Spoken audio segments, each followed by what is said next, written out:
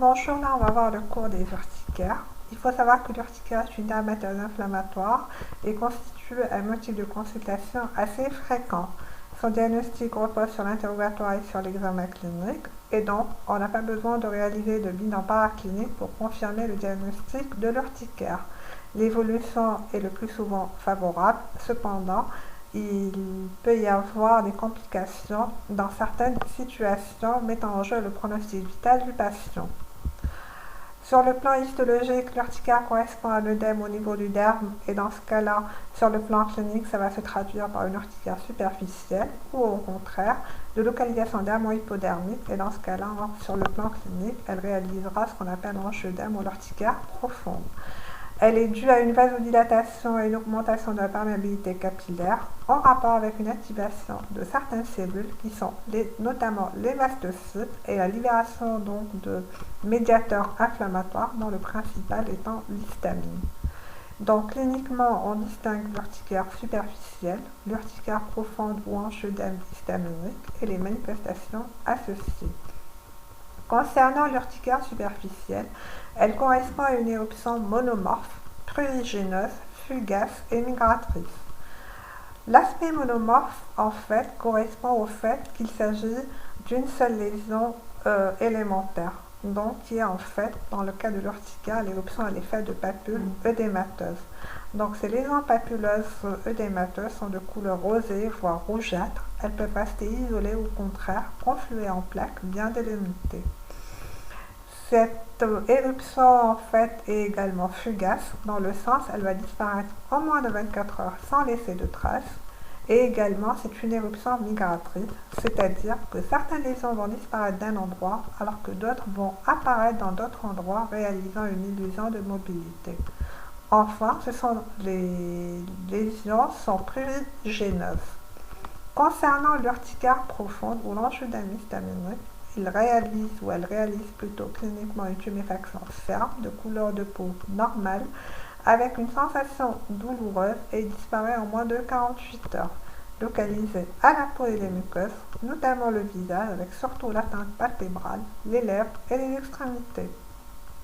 La localisation glottique comporte un risque d'asphyxie et donc il est impératif de rechercher des signes d'alarme qui sont notamment la dysphonie et l'hypersalivation qui peuvent alerter le clinicien.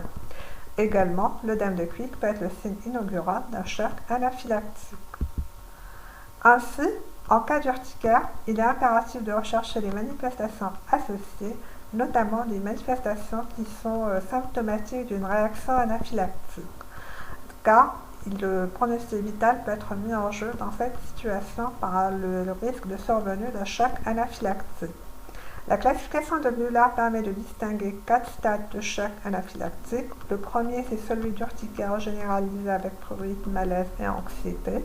Le deuxième stade, c'est surtout donc les signes précédents associés éventuellement aux troubles digestifs à type de nausées, douleurs abdominales, diarrhée, voire de pression thoracique. Le stade 3, c'est essentiellement des éléments du stade 1 ou 2 avec ou plus ou moins 2 autres manifestations suivantes, notamment respiratoires, type de dysphonie, dysarthrie et de stridor. Et enfin, le stade 4, c'est essentiellement le stade de choc anaphylactique avec les troubles hémodynamiques, hypotension, syncope et perte de connaissance. Donc, ainsi, l'urticaire est classé selon son évolution en urticaire aigu s'il s'agit d'une urticaire qui évolue de moins de 6 semaines.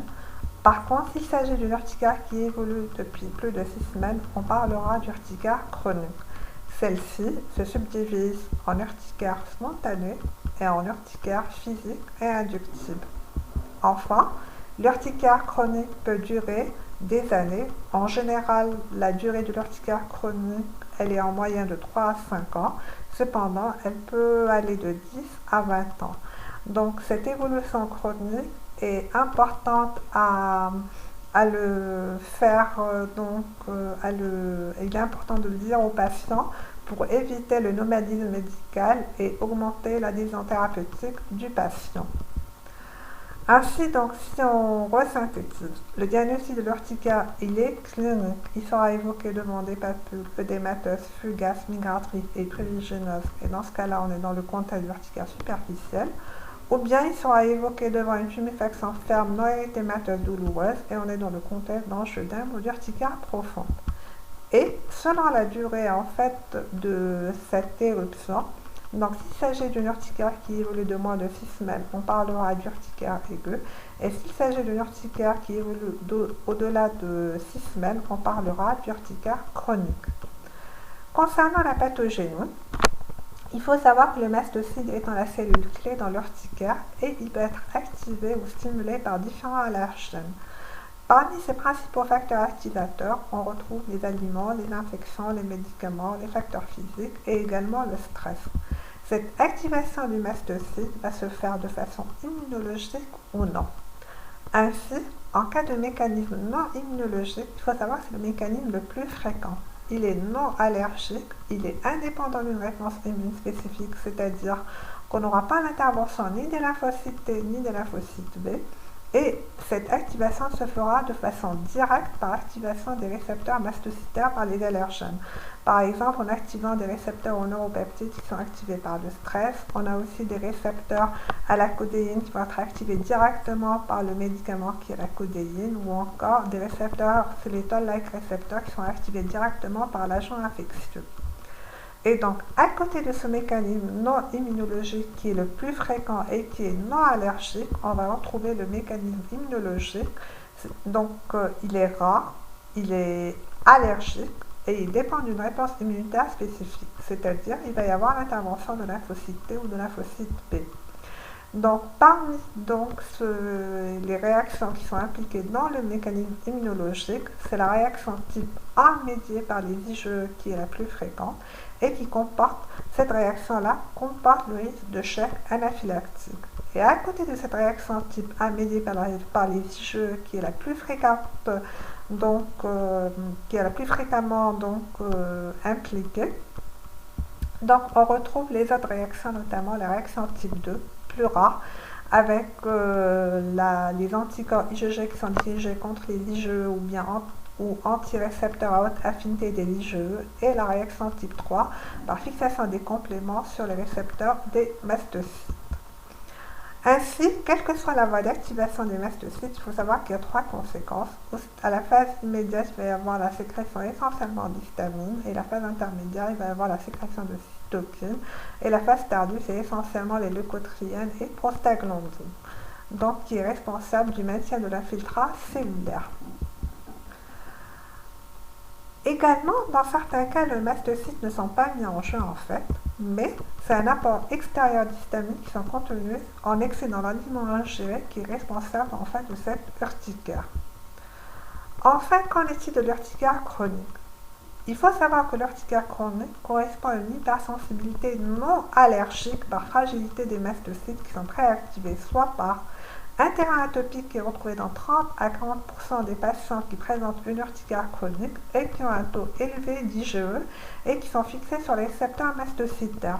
Et donc, ça va entraîner une stimulation permanente des mastocytes, les rendant plus sensibles à toute autre stimulation. De plus, il existe aussi un terrain d'auto-immunité qui est retrouvé chez les patients qui présentent une urticaire chronique, également chez 40% des patients, avec des anticorps IgG qui sont dirigés contre les récepteurs de surface qui vont préactiver ainsi le mastocyte. Et donc, il suffit d'un facteur supplémentaire pour déclencher la poussée urticaire.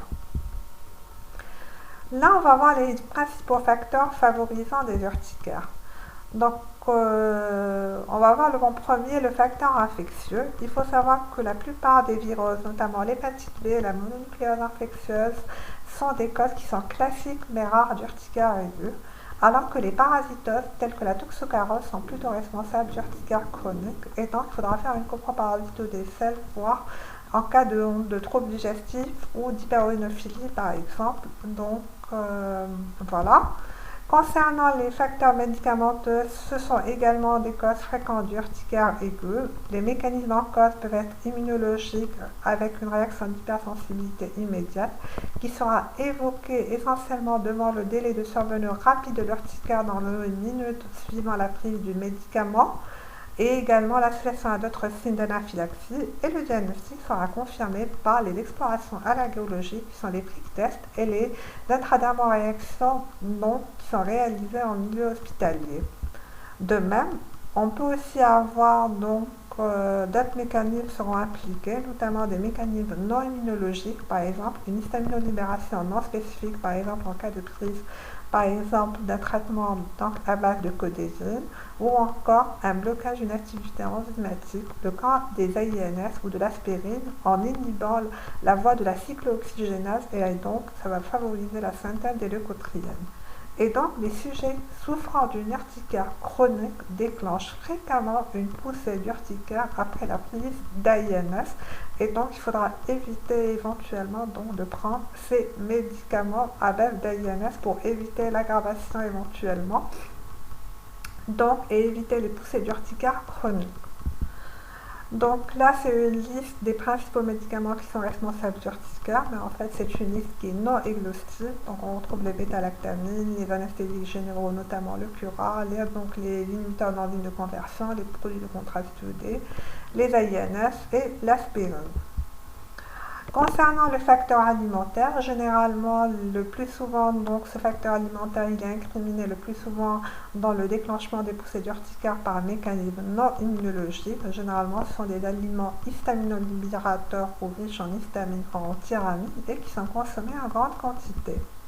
Plus rarement, il peut s'agir d'une allergie IgE-dépendante et dans ce cas-là, cette situation sera évoquée devant un délai rapide de survenue, généralement dans l'heure, voire dans les 2 heures qui suivent la prise de l'aliment, et la responsabilité de l'aliment devra être mise en doute au-delà de 3 heures.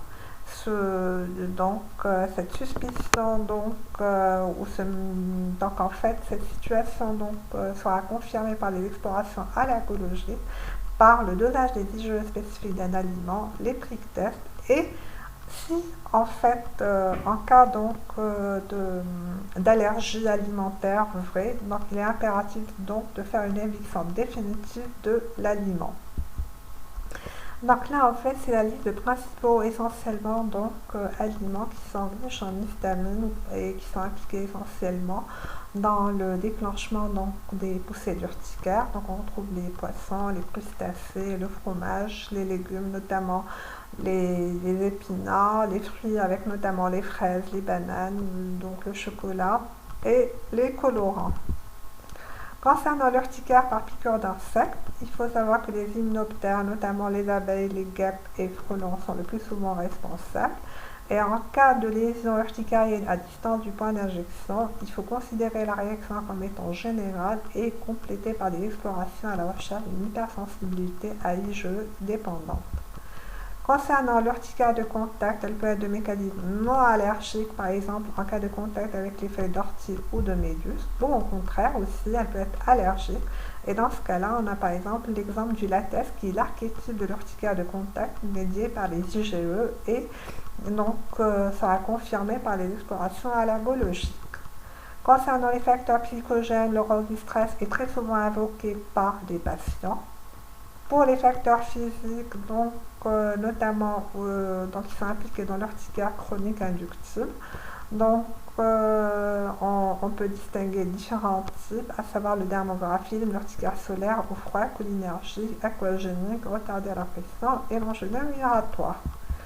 En premier lieu, on va voir le dermographisme, qui se traduit par des stries urticariennes en regard des lésions de grattage. Il peut être produit par le frottement avec une pointe mousse sur la peau. L'urticaire cholinergique, quant à elle, elle réalise cliniquement des micropapules qui sont entourées d'un halo érythémateux. Ces lésions siègent sur le tronc essentiellement et généralement elles disparaissent en moins d'une demi-heure. Elles surviennent le plus souvent chez le sujet jeune et le diagnostic sera confirmé par le test d'effort. L'urticaire retardé à la pression se traduit cliniquement par un œdème douloureux qui survient après quelques heures, généralement après une forte pression, par exemple après une marche plusieurs heures et on aura une localisation au niveau de la plante des pieds. Et le diagnostic sera confirmé en fait par la reproduction de la lésion après le pas pendant 20 minutes d'un poids d'au moins 6 kg sur l'épaule. L'urticaire au froid, donc en fait, elle est déclenchée essentiellement par la prise de boissons froides, d'eau ou d'air froid ou encore de baignade. Le test glaçant appliqué sur l'avant-bras permet en fait de reproduire la lésion. Et des cas d'urticaire généralisés au froid avec angioedème et anaphylaxie ont été rapportés, en particulier lors de baignades avec un risque de noyade. Enfin, il existe aussi des formes plus rares, à savoir l'urticaire aquagénique qui apparaît lors du contact avec l'eau, quelle que soit sa température, et l'urticaire solaire qui reste exceptionnel. Donc là, on passe au diagnostic différentiel de l'urticaire chronique. En premier lieu, c'est la vascularite urticarienne. Donc la vascularite urticarienne, en fait, elle est caractérisée en fait par un aspect clinique qui est assez particulier par rapport à l'urticaire commune. En fait, les lésions urticariennes au cours de la vascularite urticarienne ont comme particularité déjà, ce sont des lésions qui sont fixes, qui ne disparaissent pas au-delà de 24 heures, mais au contraire, qui vont rester fixes au-delà de 24 heures. De plus, elles disparaissent en laissant une pigmentation séculaire, chose qu'on ne retrouve pas au cours de l'urticaire commune superficielle. Et ce sont des lésions qui sont peu ou pas prurigineuses. De plus, elles peuvent s'associer à des lésions purpuriques. Et c'est dans cette situation-là qu'une biopsie cutanée devra être réalisée, complétée par une immunofluorescence directe et qui permettra de mettre en évidence une vascularite leucocytoclasique. Le deuxième diagnostic différentiel, en fait, qu'on peut éventuellement donc évoquer, c'est l'angioedème radiculinique héréditaire ou acquis, qui sera évoqué devant un contexte qui est assez particulier, en général des cas familiaux. Généralement, les enfants et les adultes jeunes, généralement, ou après une prise inhibiteur d'enzymes de conversion. Donc, ces angioedèmes, généralement, ils sont isolés. Sur le plan clinique, on ne va pas retrouver de lésions d'urticaire superficielle. Sur le plan thérapeutique, généralement, les antihistaminiques et les corticoïdes sont inefficaces. Il existe un risque de décès par un œdème asphyxique. Et il faut savoir que la survenue d'angioedème chez les patients qui prennent des inhibiteurs d'enzymes de conversion contre-indique définitivement toutes les molécules de cette classe thérapeutique. Concernant la démarche diagnostique, on va commencer par l'urticaire aigu.